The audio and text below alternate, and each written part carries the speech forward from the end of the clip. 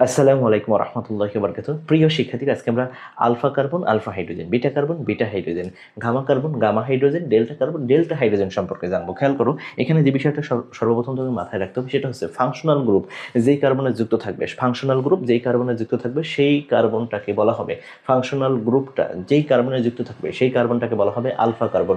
Alpha carbon যার সাথে যুক্ত থাকবে সেটাকে বলা হবে বিটা কার্বন। বিটা কার্বন আবার যার সাথে যুক্ত থাকবে তাকে বলা হবে ডেল্টা কার্বন বা গামা কার্বন। গামা কার্বন যার সাথে যুক্ত থাকবে তাকে বলা হয় ডেল্টা কার্বন। তাহলে এখানে 6 নম্বরে যে উদাহরণটা নিয়েছি, তাহলে এটা হচ্ছে আমাদের ফাংশনাল গ্রুপ। নট এই কার্বনটা কিন্তু হচ্ছে ফাংশনাল সিএইচএ গ্রুপের মধ্যে, সুতরাং এটাকে আমরা বলতে পারি আলফা কার্বন, এটা হচ্ছে আমাদের বিটা কার্বন, এটা হচ্ছে গামা কার্বন, এটা হচ্ছে কি ডেল্টা কার্বন। এখন খেয়াল করো, আমরা যদি 1 নম্বর উদাহরণে চলে আসি, তাহলে এখানে কি সিএইচ হচ্ছে, এটা হচ্ছে আমাদের ফাংশনাল গ্রুপ, সুতরাং এখানে কোনো আলফা কার্বন নেই, এখানে কোনো আলফা কার্বন কি নেই, এটাও আমাদের ফাংশনাল গ্রুপ, সুতরাং এখানেও কোনো কি নেই, আলফা কার্বন নেই। আলফা কার্বন যদি না থাকে তাহলে আলফা হাইড্রোজেনও থাকবে না, বিটা হাইড্রোজেনও থাকবে না। এখন খেয়াল করো, এটা হচ্ছে আমাদের কি ফাংশনাল গ্রুপ, তাহলে এখানে আলফা কার্বন আছে কিন্তু আলফা হাইড্রোজেন নেই, আলফা কার্বন আছে কিন্তু আলফা হাইড্রোজেন নেই, এটা হচ্ছে আমাদের ফাংশনাল গ্রুপ। এইখানে আমাদের ফাংশনাল গ্রুপের সাথে অবশ্যই আলফা কার্বন আছে কিন্তু আলফা হাইড্রোজেন নেই, আলফা কার্বন আছে কিন্তু আলফা হাইড্রোজেন নেই।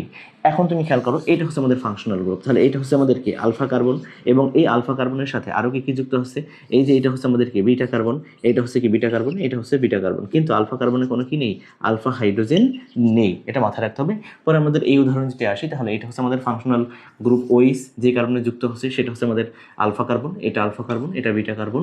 আমরা এই পাশে যদি আসি, তাহলে এটা হচ্ছে গামা কার্বন, এই পাশে হচ্ছে আমাদের বিটা কার্বন, এটা হচ্ছে কি তোমাদের গামা কার্বন। এখন খেয়াল করো, যেই দ্বিবন্ধনটা যদি দ্বিবন্ধনের সাপেক্ষে হয়, তাহলে যেই দ্বিবন্ধনটা যেই কার্বনে যুক্ত আছে, অর্থাৎ এইটা বাদে এই অ্যালকিনের এই দ্বিবন্ধনের দুইটা কার্বন ব্যতীত বাকিগুলো কি, এটা আলফা, এটা বিটা, এটা আলফা, এটা কি বিটা। সুতরাং আলফা কার্বনের সাথে যে হাইড্রোজেন যুক্ত তাকে বলা হবে আলফা হাইড্রোজেন, বিটা কার্বনের সাথে যে হাইড্রোজেন যুক্ত তাকে বলা হবে বিটা হাইড্রোজেন। এখন খেয়াল করো, দুইটা ফাংশনাল গ্রুপ আছে, দুইটা ফাংশনাল গ্রুপের মধ্যে যদি দুইটার মধ্যে যার সক্রিয়তা বেশি থাকবে সেটাকে আমাদের ধরে আলফা বিটা চিহ্নিত করতে হবে। তাহলে এটা সক্রিয়তা সিরিজে উপরে আছে, তাহলে এটা আলফা কার্বন, এটা বিটা কার্বন, এটা হচ্ছে আমাদের কি গামা কার্বন। এখন তুমি চিন্তা করো, তুমি যে এটার সাপেক্ষে বলো, তাহলে এইটা হয়ে যায় আলফা কার্বন, এটাকে বিটা বলতে হয়, কিন্তু সিএইচও তো সক্রিয়তা সিরিজের উপরে, এই জন্য আমরা এইভাবে নাম্বারিং করতে পারবো না। কিন্তু যদি এমন কেস থাকতো, যেমন 10 নম্বর উদাহরণটা, এটা আমাদের ফাংশনাল গ্রুপ, তো এটার সাপেক্ষে বলে এটাকে আমরা আলফা বলতে পারি, এটাকে আমরা বিটা বলতে পারি। এখন এটাকে গামা না বলে এই ফাংশনাল গ্রুপটাকে ধরে এটাকে আমরা আলফা বলতে পারি, তাহলে সমস্যা নাই। কিন্তু যখন এমন কেস থাকবে যে তুমি যখন অন্য একটা ফাংশনাল গ্রুপকে ধরে আলফা কার্বন চিহ্নিত করতে গিয়ে সিএইচ গ্রুপটাকে আলফা কার্বন অর্থাৎ সক্রিয় সিরিজের যে উপরে তাকে আলফা কার্বনে রাখতে পারতেছো না, তাহলে সেই ক্ষেত্রে তোমাকে কি করতে হবে, অবশ্যই এই সক্রিয়তা সিরিজের যে উপরে তার উপর ভিত্তি করে আলফা কার্বনকে চিহ্নিত করতে হবে।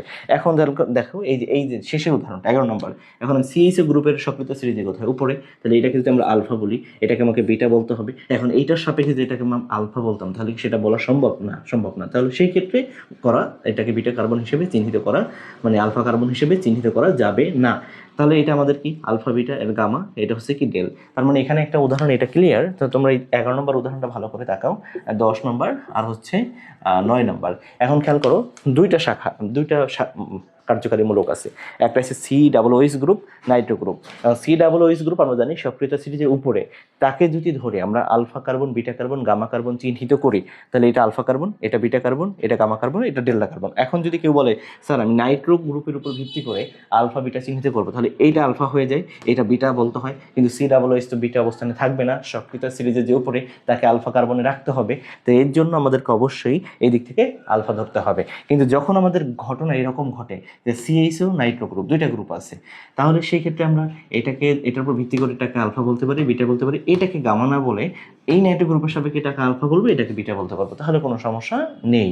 কিন্তু যখন এইরকম কেস থেকে, যেমন ধরো ওই সিএইচওকে ধরে আলফা বললে এটাকে অবশ্যই বিটা বলতে হবে, এটাকে গামা বলতে হবে, কিন্তু যদি ওইসের সাপেক্ষে বলতে যাও, তাহলে এটাকে আলফা বলে এটা বিটা হয়ে যায়। তো সেই ক্ষেত্রে আবার আমি কি করতে পারবো না, সিএইচও গ্রুপটাকে বিটা অবস্থানে রাখতে পারবো না, কারণ ওইসের তুলনায় সিএইচও এর সক্রিয়তা সিরিজে কোথায়, উপরে। তো এই ছিল আমাদের আলফা, বিটা এবং গামা ডেল্টা কার্বন চিহ্নিতকরণ, এবং এইদের alpha hydrogen, beta hydrogen, gamma এবং ডেল্টা হাইড্রোজেন চিহ্নিতকরণ। আশা করি ভিডিওটা সবার কাজে লাগবে, বেশি বেশি শেয়ার করো।